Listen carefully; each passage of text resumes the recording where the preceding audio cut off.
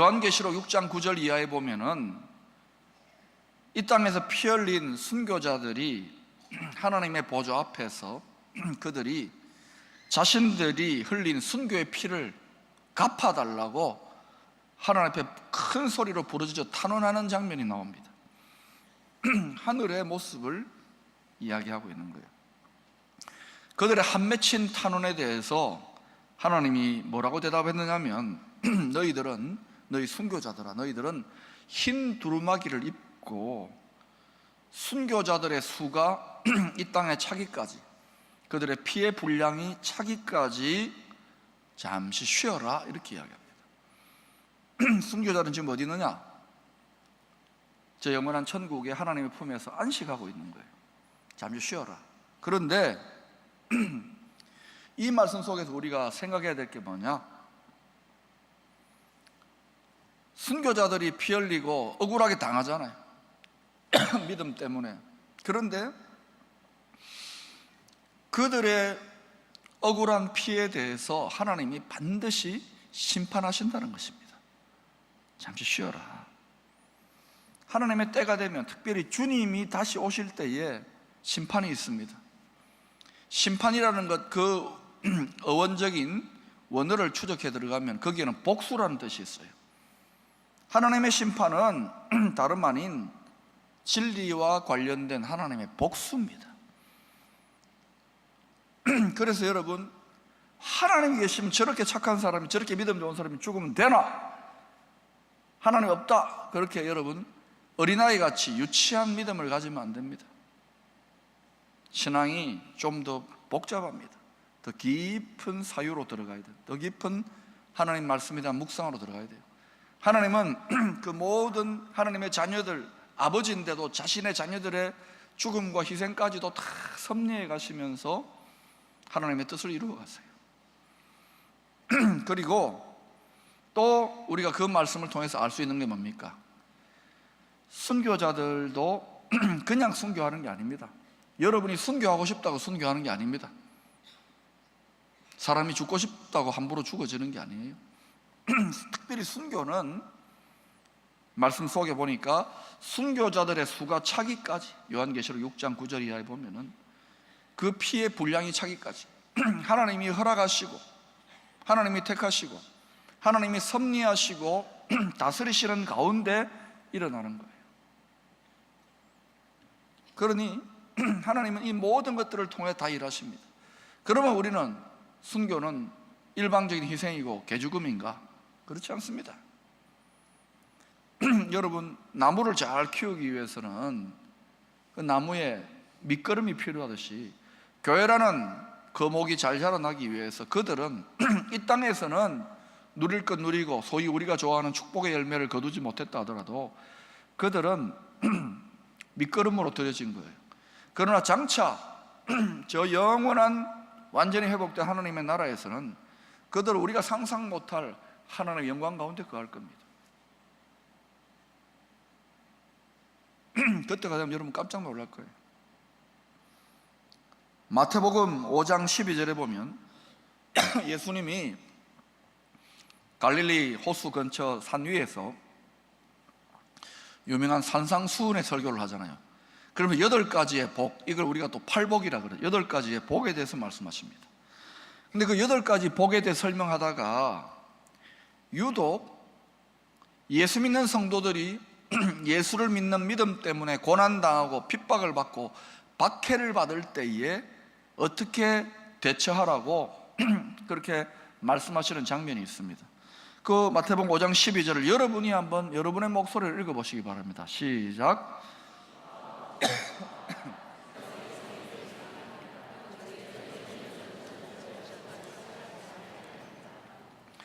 여러분 눈을 좀 의심해야 될 겁니다. 슬피 울부짖어 기도하라가 아니라 뭐라 그럽니까? 기뻐하고 즐거워하라. 지금 믿음 때문에 핍박을 당하고 고난을 당하고 감옥에 갇히고 순교를 하고 이럴 때에 기뻐하고 즐거워하라. 우리는 그렇게 그러면 되겠지 하지만 막상 우리가 당하면 이거 우리의 힘으로는 안 됩니다.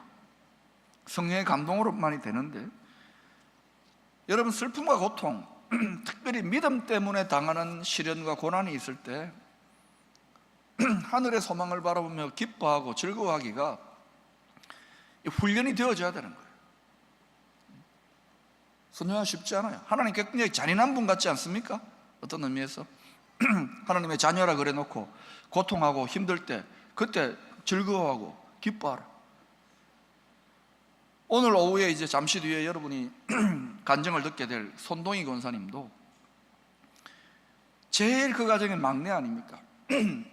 오빠 둘이 죽고 또 아버지 죽고 또 오빠 둘 죽인 그 사람을 양아들로 삼는 아버지, 또 자기 오빠라고 불러라 그러고, 여러분 같으면 그런 속에서 막내로 있을 때 어떻겠습니까?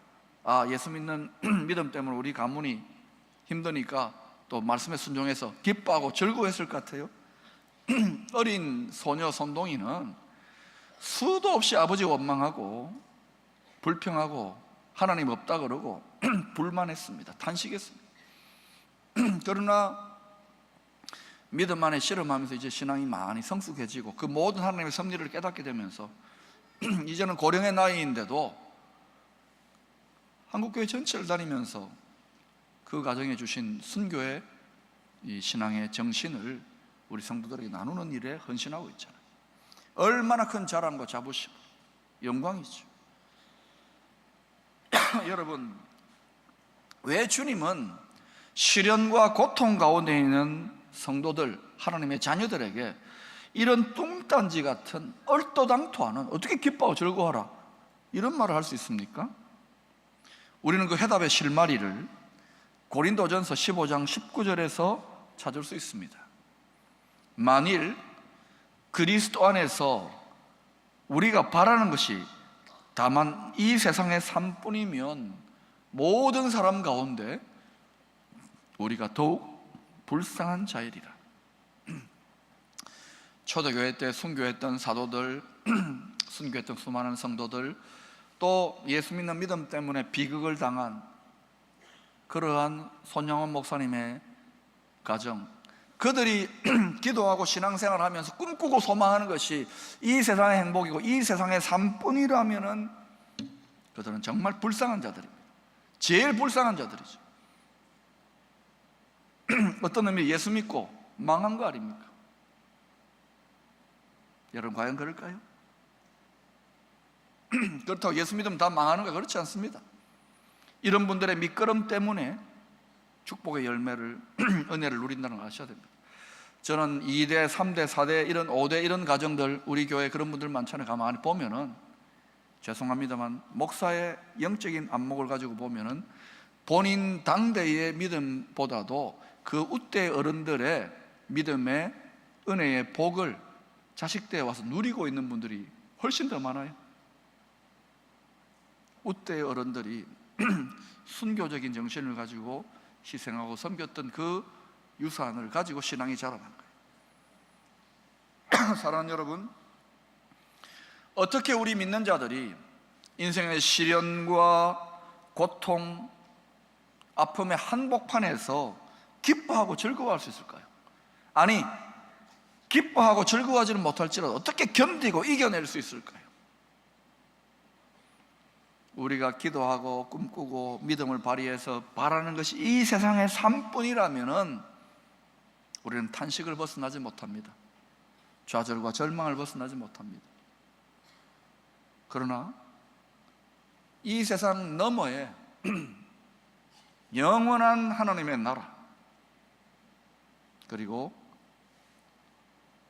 죽음 이후에도 우리에게 다가올 부활의 소망, 그 절대 희망 속에서 우리는 이겨낼 수 있는 거예요. 그렇기 때문에 여러분, 정말 영원한 천국의 소망과 부활에 대한 확신을 가지면 절대로 나약해지지 않습니다. 죽음조차도, 어떤 고난과 시련조차도 감당할 수 있을 만한 담력과 용기와 믿음이 생기는 거예요.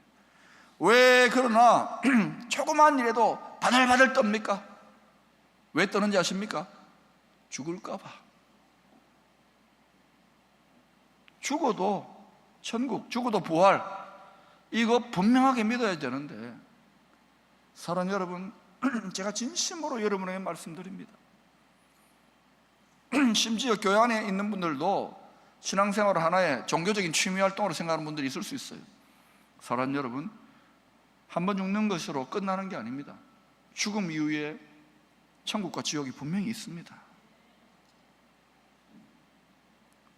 우리 안에 주신 성령의 감동으로, 하나님 말씀 수도 없이 반복하는 말씀만이 아니라 성령의 감동으로 예고편이지만 맛보고 느낄 수 있어요. 하나님 말씀 믿으십시오. 신앙생활 똑바로 해야 됩니다.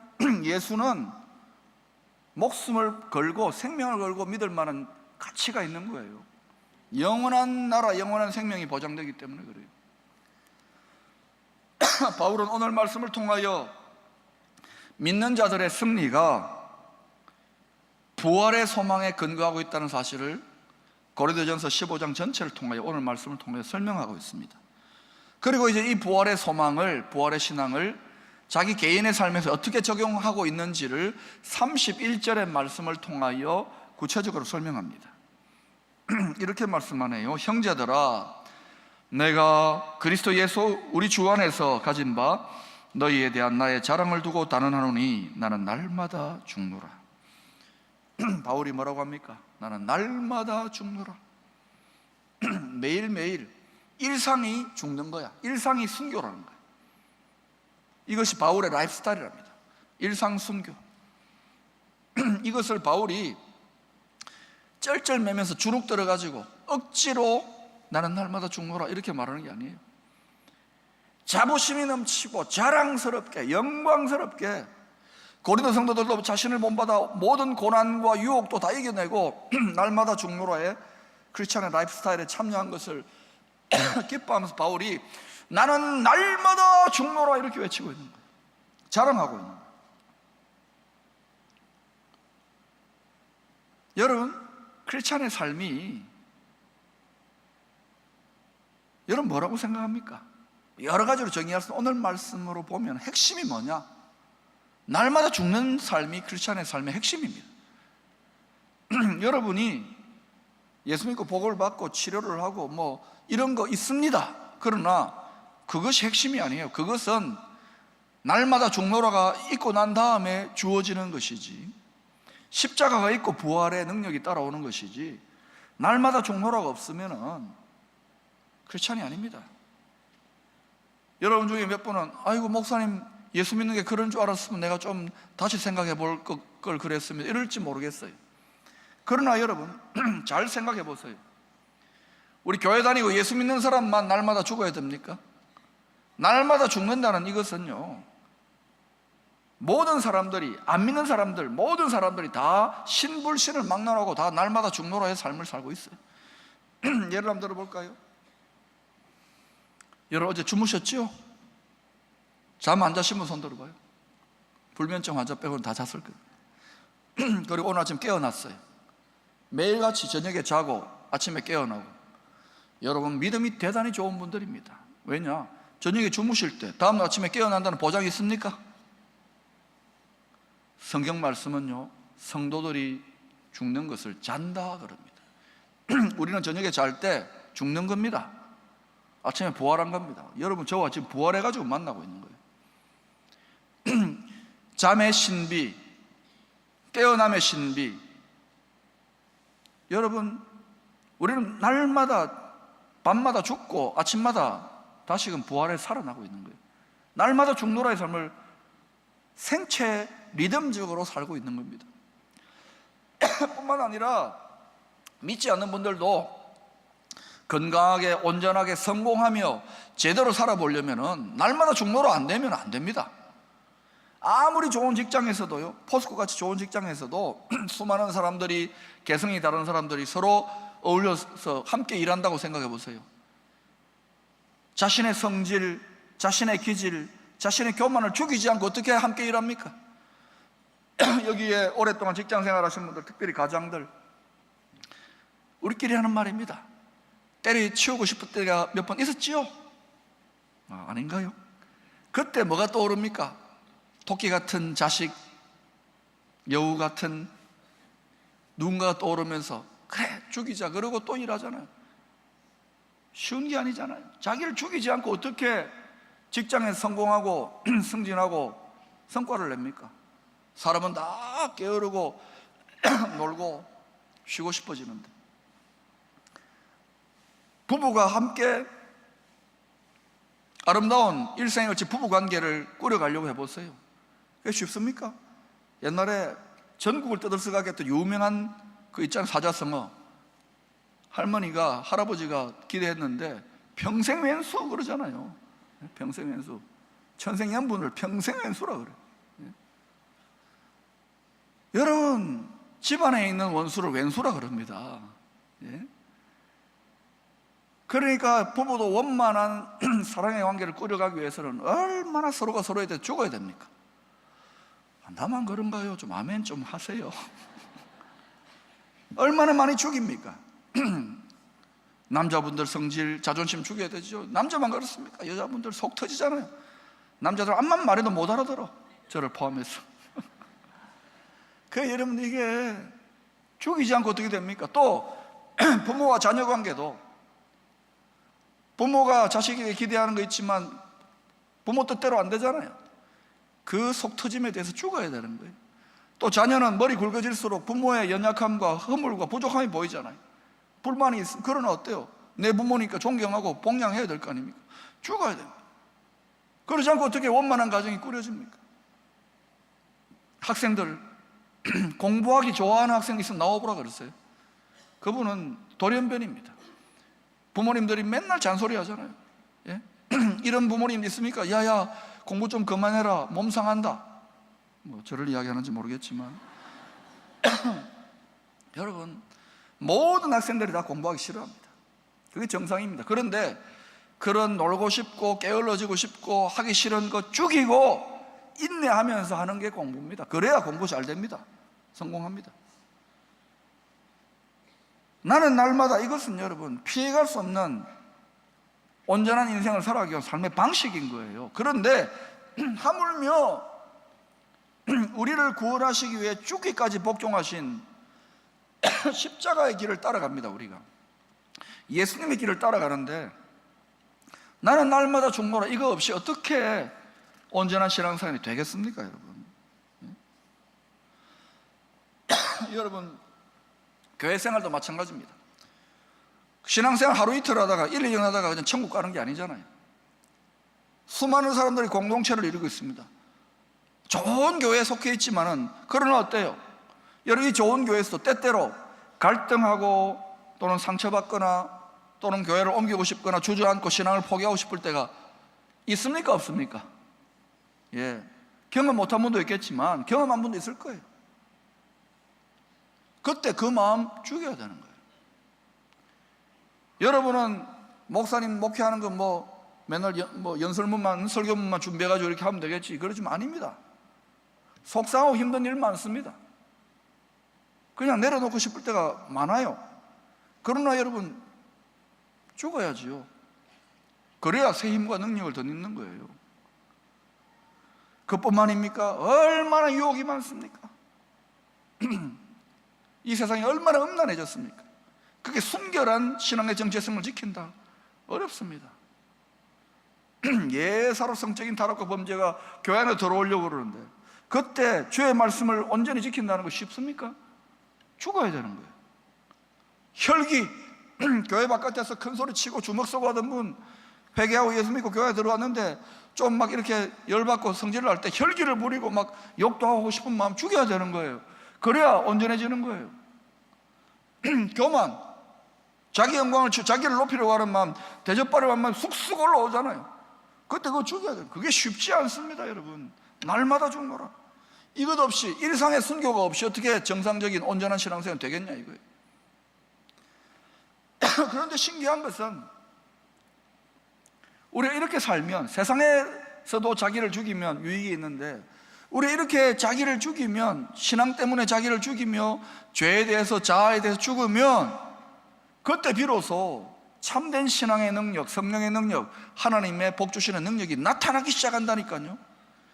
거꾸로 교회가, 성도들의 삶이 능력이 없고 무능해지고 변질된다는 것은, 거꾸로 추적해 보면은 날마다 죽노라가 안 이루어지는 거야. 처음에는 죽었지만 중간에 살아난 거예요. 언제까지 죽어야 되느냐? 따라합시다. 죽을 때까지요. 실제로 우리 육신이 멸할 때까지, 죽을 때까지 죽어야 되는 거예요. 부활의 몸을 덧입을 때까지.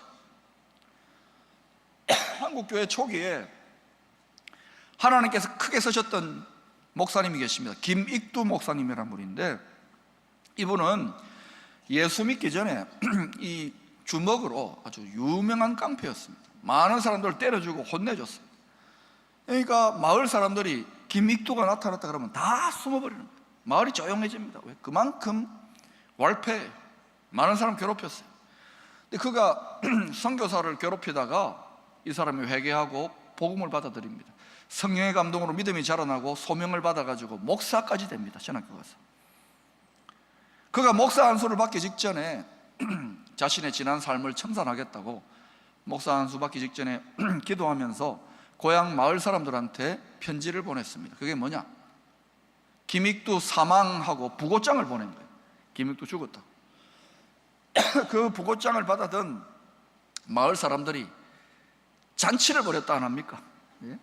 아이고 그놈 잘 죽었다. 그 숭악한 놈 잘 죽었다. 속이 다 시원하다. 이래 된 거예요. 이제 김익두 목사님이 안수를 받고 목사 안수를 받고 이제 마을 사람들 인사하러 온다고, 내가 새 삶을 산다고 인사하러 오는데 마침 그때 마을 사람들이 모내기를 하고 있어. 논에서. 그래서 저기서 보니까 아이고 꼴보기 싫은 김익두가 걸어오는 거예요. 성경책을 끼고. 그러니까 그 마을 사람 중에 한 사람이 자기도 모르게 툭 내뱉었던 말이 뭐냐?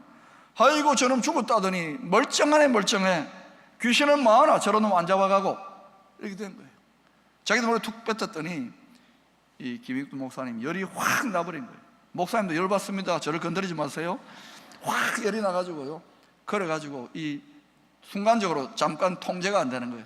그 이분이 성경책을 딱 거기에다 딱 옆에다 논두렁에다 딱 내려놓고, 예수님 여기 잠깐만 계십시오. 그러고는 논 안으로 들어가서 자기한테 이렇게 욕한 사람, 그 사람을 들어다가 패대기를 쳐버린 거예요. 그랬더니 옆에서 그 모습을 보고 논두렁에 앉아있던 마을 어른이 아이고 저놈 좀 보게, 옛날 김익두 다시 살아났네. 죽었다는 것 말짱 거짓말이네. 이래 된 거예요. 그 소리를 들을 때에 김익두 목사님이 정신이 바짝 든 거예요. 아이고 내가 하나님 영광 가렸구나. 그래서 무릎 꿇고 그 자리에서 통곡하며 회개하고, 그리고 마을 사람들에게 일일이 용서를 구했는 거예요. 여러분, 김익두 목사님이 그렇게 해서 한국교회가 존경하는 능력의 종이 됐습니다. 큰 열매를 맺었습니다. 그러나 정답은 뭐냐? 날마다 죽노라. 언제까지? 정말 우리 육신의 생명이 죽을 때까지 죽어야 되는 거예요. 죄에 대해서, 정욕에 대해서 죽어야 되는 거예요. 그게 신앙생활입니다. 그렇게 죽이면 더해지는 거예요. 축복이 더해지고 능력이 더해지고 풍성함이 더해지고 윤택함이 더해지고 평강이 더해지는 거예요. 죽인다는 건 빼는 겁니다. 뺄 셈이 있고 나서 덧셈이 있는 거예요. 빼지도 않고 더하기만 하니까 독이 꽉 차는 거예요. 사랑하는 여러분, 왜 지렁이를 밟으면 꿈틀하는지 아십니까? 아직 덜 죽어서 그래요. 제대로 죽으면 가만히 있습니다. 왜? 완전히 죽었기 때문에. 여러분, 우리가 예수 믿고 하나님의 은혜로 살아가고 있지만 우리 안에 죽은 것 같지만 꿈틀대는 지렁이 같은 죄성이 있습니다. 아직 덜 죽은 거예요. 신앙생활은 계속 죽어나가는 겁니다. 잘 죽는 사람이 잘 살게 되는 거예요. 이것이 세상의 법칙이기도 하고 신앙의 영적인 법칙이기도 한 거예요. 여러분, 우리가 뭐 어디가 어떻고 다른 사람 어떻고 한국교회 어떻고 그런 말 할 필요 없어요. 나 자신이 주님이 가르치신 대로, 주님이 최초의 순교자로 날마다 죽노라 하면서 자기 십자가를 지고 걸어가신 그 길을 우리도 묵묵히 따라가노라면 어느새 우리도 모든 사람들이 흠모할 만한 아름다운 성령의 열매, 거룩한 영향력을 남기는, 흔적을 남기는 믿음 백성들이 될 수 있는 거예요. 여기에 우리가 나아갈 길, 여기에 교회가 나아갈 길이 있다는 것을 기억하시고 날마다 죽노라, 이것이 저와 여러분의 라이프 스타일이 될 수 있기를 축원합니다. 기도합니다. 있습니다.